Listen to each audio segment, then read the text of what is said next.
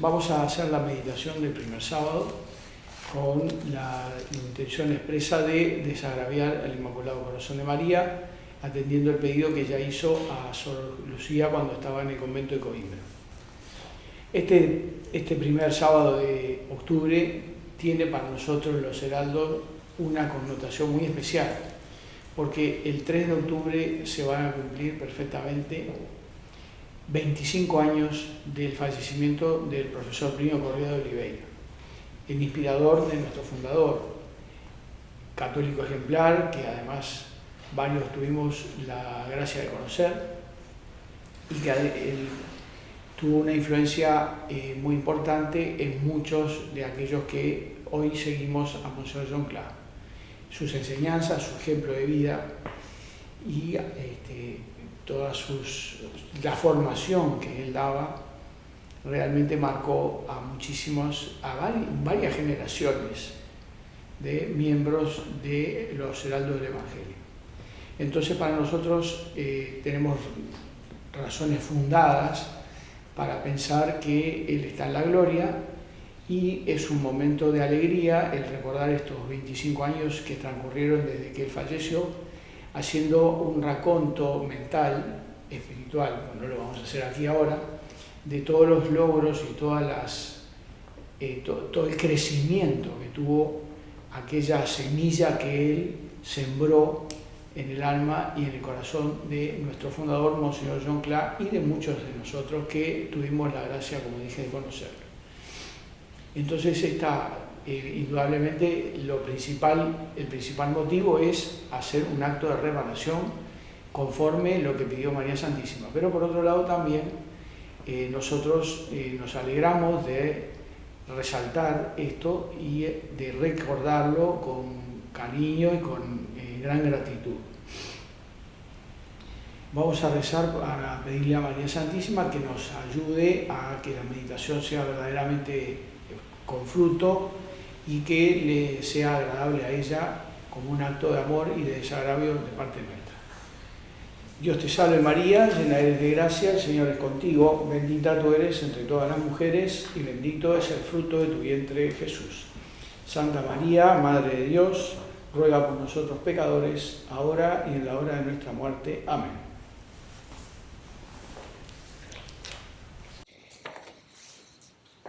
El mejor vino fue dejado para el final.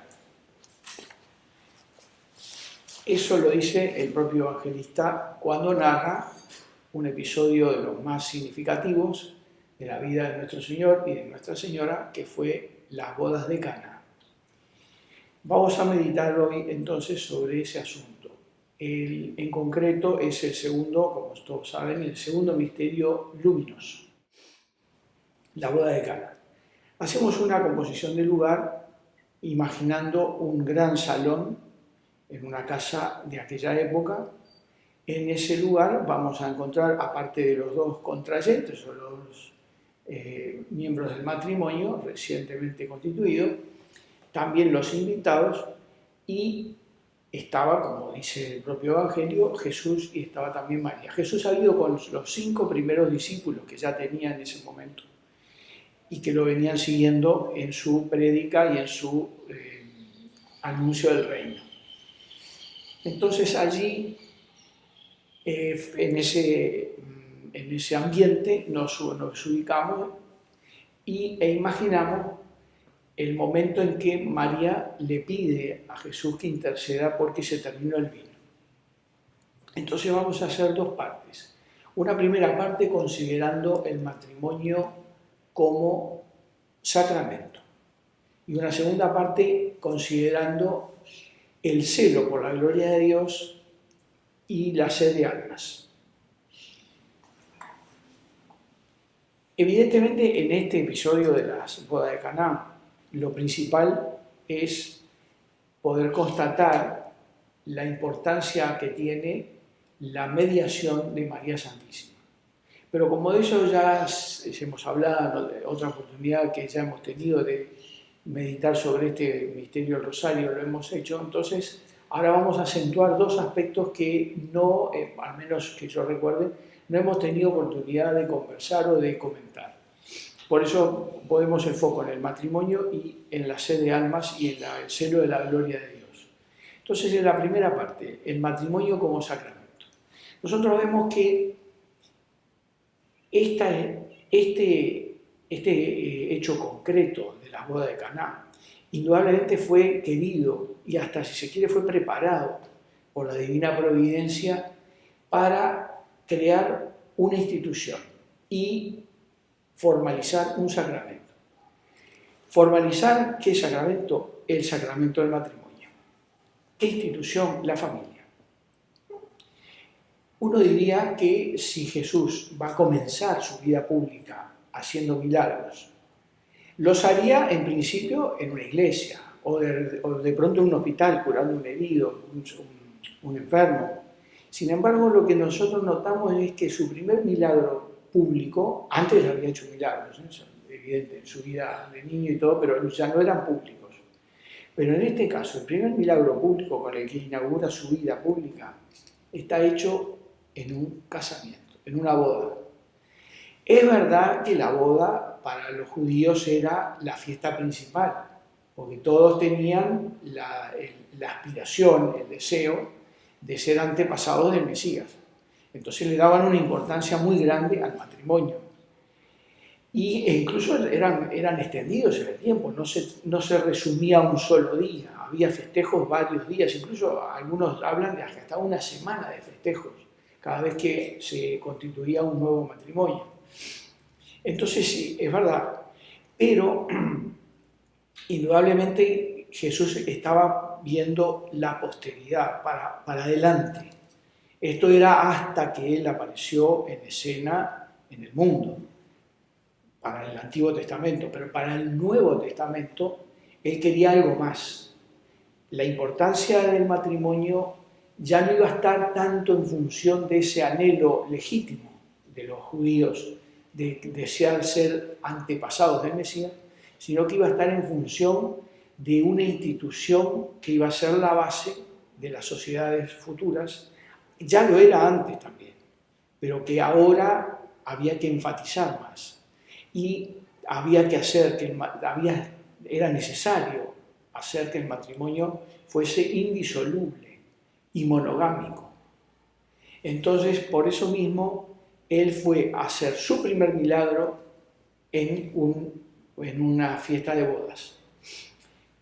Curioso que para ver cómo de hecho los judíos tenían los valores familiares en grado muy alto, según hay revelaciones privadas, dicen que los contrayentes eran parientes en cuarto grado de María Santísima por el lado de Santa Ana, su madre. O sea que vemos que ellos fueron a una boda familiar, porque indudablemente ahí había otros parientes más. Y el propio Jesucristo va como invitado a la boda acompañado de dos primos, San Juan y Santiago, que ya eran apóstoles de él en ese momento. Estaban entre los 5 primeros.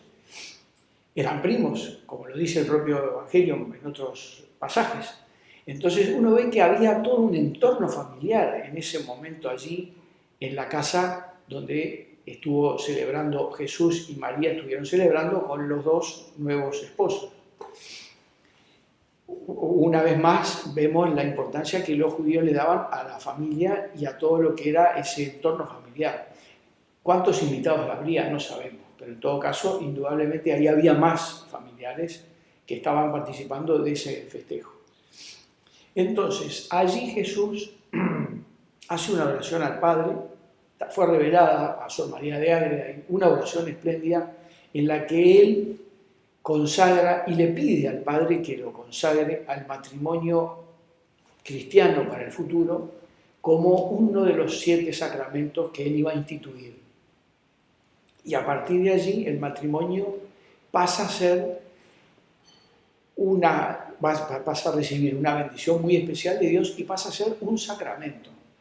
Entonces ahí vemos la importancia también que tiene de hacer un matrimonio bien constituido, que va a recibir la bendición de Dios y que va a, en este caso concretamente, a ser merecedor de la presencia del propio Hijo de Dios y de su madre entre los invitados. ¿Cuánto habrán agradecido esos esposos el hecho de haber podido invitar y haber podido tener entre sus invitados a esas dos grandes personas de la época, y que luego ellos vendrían a saber que eran ni más ni menos que el Salvador del mundo y la corredentora del mundo?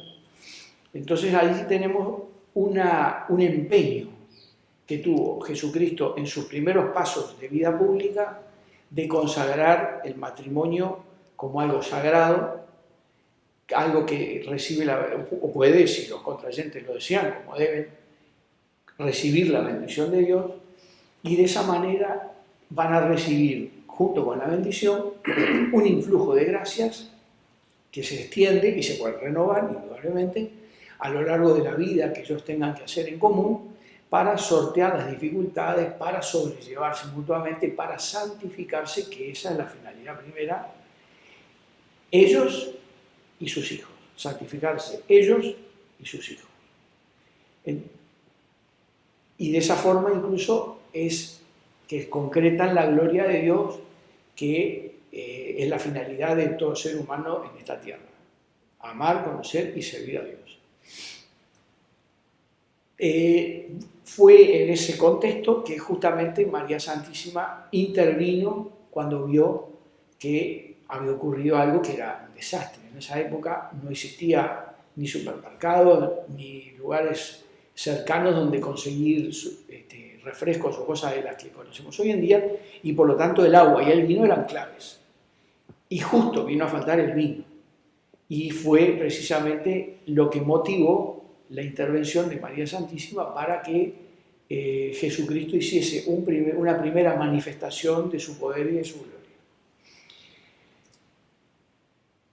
En este momento en que precisamente la institución familiar ha decaído tanto y está prácticamente en crisis, como se puede decir, en mayor o menor grado en todo el mundo y en todas las sociedades, es interesante y nos interesa, nos importa hacer notar justamente este aspecto que tuvo ese episodio en el cual participaron Jesús y María asistiendo a una boda de personas emparentadas con ellos.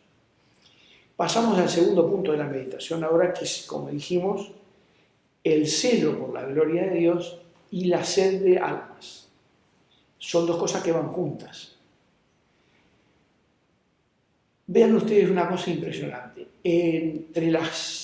Después de haberle revelado aspectos menudos, incluso interesantes, de cómo se dio todo ese episodio en la boda de Caná a Sor María de Ágreda, María Santísima le da algunas palabras que son a modo de explicación, pero también a modo de recomendación.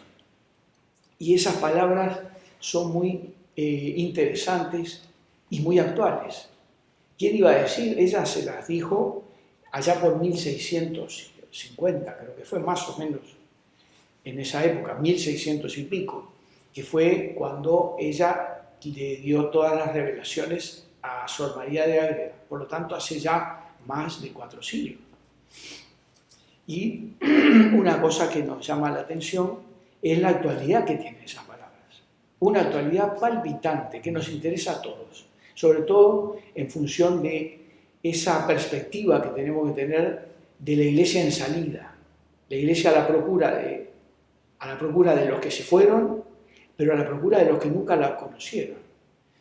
Entonces, ¿qué le dice María Santísima a Sor María de Ágreda después de explicarle y de mostrarle cómo fueron los detalles, algunos detalles muy pintorescos, entre otros eso, decirle que eran parientes de ella, los contrayentes? Le va a decir no tanto el aspecto matrimonial, sino le va a decir la importancia que tiene el celo por la gloria de Dios y la sed de almas. Y ella le muestra cuál fue el estado de espíritu con el que asistió a esa boda. Otro podía haber dicho, bueno, se fue a divertir, eran parientes, una fiesta siempre es algo alegre, un momento de distensión, ameno. Ella fue con la idea de ver cómo podría ser para ayudar a todos los circunstantes, inclusive a los ya discípulos de Jesús, 5 que iban con él, para que reconocieran en Jesús al Hijo de Dios y para que se acercaran a Él y acercaran otros a Él. Entonces ella estaba pendiente en todo momento, ella se lo explica a Sor María de Ágreda con sus palabras. No estaba yo tanto interesada en aprovechar ese momento ameno y feliz, sino estaba interesada en aprovechar ese momento para ver cómo podría ser que Jesús manifestara su gloria y cómo podría ser que los presentes se unieran más a Él y trajesen otros, ya que Él ya había empezado la vida pública y ella coadyuvó, ella fue corredentora, ayudó, fue inclusive, hizo su prédica también junto con Él. Entonces, por eso que ella estaba tan pendiente de cómo se desarrollaban las cosas, dice incluso ella que no hablaba mucho, estaba escuchando más lo que hablaba su hijo, su divino hijo, obvio, y ella estaba pendiente y vio la oportunidad en el momento en que faltó el vino, que como decíamos antes, era una catástrofe, una fiesta de esas. Entonces, viendo que esa era la oportunidad, intercede ante su hijo para que él haga algo que lo muestre como verdaderamente Hijo de Dios. Y Jesús le dice que no es la hora todavía, curioso. Pero acá viene esa manifestación que tantas veces es comentada de la importancia que tiene la mediación de María y la súplica de María. Ella como que hace de cuenta que no lo escuchó bien lo que él dijo. Entonces ya llama a todos los que estaban vinculados al servicio en ese momento de la mesa y le dice, hagan todo lo que él les diga. Y ellos entonces se ponen a disposición de Jesús, que les va a indicar que llenen esas tinajas que había allí, seis tinajas de agua, y que luego distribuyeran. El milagro se resume en eso, que llenen de agua y que distribuyan. Él ni siquiera se paró para bendecir el agua, simplemente así. Cuando fueron a sacar el agua ya era vino. ¿Y qué vino? El mejor vino. Histórico vino. Entonces, si bien que él manda a que los servidores le entreguen al mayordomo, al que estaba responsabilizado de la fiesta y que indudablemente era el que estaba más preocupado seguramente porque él probablemente haya fallado en las previsiones, entonces este hombre cuando recibe aquel vino dice, esto es algo espectacular. Y va y le dice al novio, pero este es el mejor vino. Normalmente se sirve primero el mejor vino y después cuando ya todo el mundo tomó y ahí pasa desapercibido el otro de menos calidad. Este había dejado el mejor vino para el final. Entonces ahí es que obviamente eso tiene que haber trascendido. No va a quedar así. ¿Cómo apareció este vino aquí? Y ahí es que precisamente el Evangelio mismo lo dice, los apóstoles creyeron en él, afirmaron su fe, confirmaron su fe, y otros tantos, y esto ya es revelación privada, Sor María de Ágreda, otros de los que estaban allí, entre los cuales los dos contrayentes, quedaron indudablemente admirados y maravillados con aquella persona que estaba allí presente ante ellos, y comenzaron a seguirlo. Muchos de los presentes a la boda, cuando Jesús se retiró, lo siguieron hasta Cafarnaúm, que fue el próximo lugar a donde él se dirigió. Entonces, allí vemos precisamente, y esto es lo que le reafirma María Santísima a Sor María de Ágreda, la importancia que tiene el celo por la gloria de Dios y la sed de almas, el deseo de hacer apostolado, el deseo de transmitir a los demás, la importancia y el valor que Dios le da a eso. De tal manera que Dios, para manifestarse y hacer, cumplir el deseo que María Santísima tenía, hizo su primer milagro, de tal manera que su gloria se manifestó y con eso no solamente confortó en la fe a los que ya lo estaban siguiendo, sino que a todos los que estaban allí y a algunos en particular, los atrajo y les despertó el deseo de seguirlo. Y María Santísima le dice a Sor María de Ágreda, Esto es válido para todo y cualquier bautizado. No alcanza decir que esto es solo para los misioneros. A fortiori es para los misioneros, indudable. Pero es para todo y cualquier bautizado. Los que están en un convento, se refería a ella, Sor María de Ágreda, por las oraciones, por las mortificaciones, ofreciéndolas para que todos aquellos que tengan necesidad de ser evangelizados, sean evangelizados.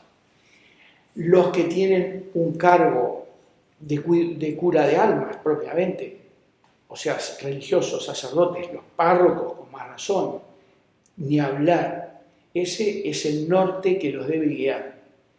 Todos aquellos que de una u otra manera formaban parte de un apostolado católico también no pueden perder ninguna oportunidad para tratar de que se manifieste la gloria de Dios y concomitantemente que se sientan atraídos a seguir a Dios, seguir sus sacramentos, sus mandamientos y poner en práctica la palabra de Dios, que, como decía Jesucristo, es lo que define quién es pariente y quién no es pariente de él. Cuando aquella frase famosa que le dijo: mis madre, mis hermanos, mis hermanas son aquellos que escuchan la palabra de Dios y la ponen en práctica. Ahí está la importancia del apostolado y de manifestar o que favorecer de alguna manera que se manifieste la gloria de Dios en un mundo como el nuestro, que está neopaganizado y además secularizado de una manera impresionante. Entonces, nosotros los uruguayos, en nuestro país en concreto, un país laico, un país tremendamente laico, un país que no tiene inclusive, o mejor dicho, tiene especial cuidado de que las manifestaciones religiosas no se hagan públicas. Con mucho más razón a nosotros, católicos, y que queremos que la Iglesia esté en salida para buscar recuperar terreno y para buscar a los que no la conocen, para nosotros esta enseñanza tiene que ser vital y nos tiene que ayudar a tener siempre presente y muy concretamente presente la necesidad de, estando en el medio en que estemos y obviamente teniendo en cuenta las circunstancias y las conveniencias, tratar de que siempre una semilla quede, algo que nos muestre como católicos, algo que nos muestre como seguidores de Cristo y algo que demuestre que nosotros queremos atraer a Cristo a otros tantos. Así que con esto terminamos y le pedimos a María Santísima que nos ayude precisamente a imitarla en ese aspecto y también que nos ayude a tener la familia como una institución clave. Ave María Purísima.